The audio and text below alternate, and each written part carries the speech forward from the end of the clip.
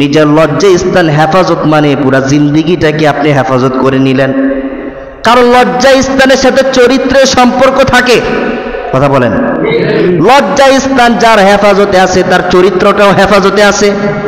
মহিলাদের ব্যাপারে মাসালা কি? নবী আলাইহিস সালাতু ওয়াস সালাম বলেন, ওই নারী জান্নাতে যাবে যে নারী তার স্বামী ঘর থেকে বের হওয়ার পর তার নিজেকে হেফাজতে রাখে।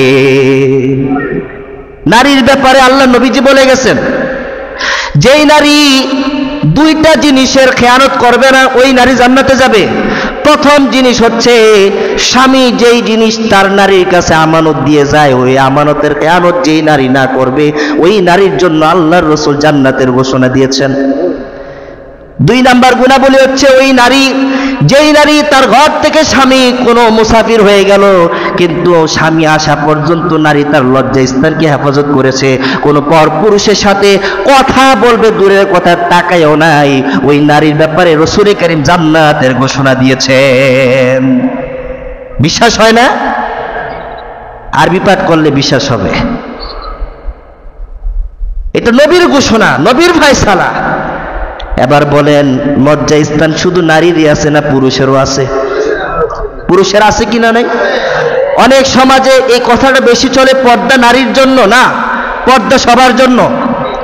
পর্দা পুরুষেরও লাগবে, নারীরও লাগবে। কারণ আমি বর্তমান সময়ে লক্ষ্য করলাম, শুধু আমি কেন আপনারও আছেন, একটা নারী বোরকার মধ্যে নিজেকে আবৃত করে রাখছে, সেও নিরাপদভাবে চলতে পারে না। বলেন তো কেন? পুরুষের কুনজরের কারণে, কুচিন্তার কারণে। এবার বলেন তো, পর্দা কি শুধু নারীর না পুরুষেরও আছে? লজ্জা স্থান কি শুধু নারীর না পুরুষেরও আছে? মুফাসসিরিনে কেরাম উল্লেখ করেছেন, মুমিন যেহেতু আল্লাহ পাক রব্বুল আলামিন বলেছে, সুতরাং মুমিনের মধ্যে পুরুষও পড়ে নারীও পড়ে। নারী এবং পুরুষের মধ্যে দুই জাতি যখন এই চার গুণাবলীটা অর্জন করতে পারবে, অর্থাৎ নিজের লজ্জা স্থানকে হেফাজত করতে পারবে, আল্লাহ পাকের ঘোষণা, তার জন্য আল্লাহ তাআলা জান্নাতুল ফেরদাউস তৈরি করে রেখেছেন। ওয়ালা তাকরাবুজ জিনা ইন্নাহু কানা ফাহিশা। আল্লাহ রাব্বুল আলামিন নিজেই ঘোষণা দিলেন, ওয়ালা তাকরাবুজ জিনা।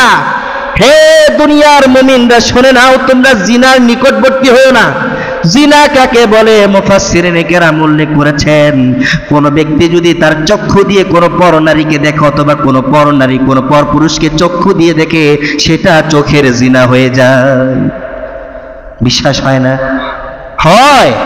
যদি বলেন বিশ্বাস হয় না, আপনি তো কোরআন অস্বীকার করে বসলেন।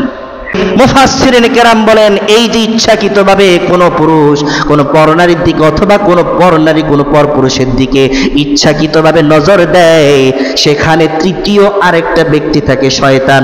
ওই শয়তান তাদের মধ্যে জোড়া লাগায় দেয়, এর মধ্যে একটা বড় জিনা সংঘটিত হয়। এই জন্য মুফাসসিরিনে কেরাম বলেন, বড় জিনা সংঘটিত হওয়ার আগে বান্দা যেন নিজেকে ছোট জিনা থেকে বিরত রাখে, সেটা হলো চোখের জিনা।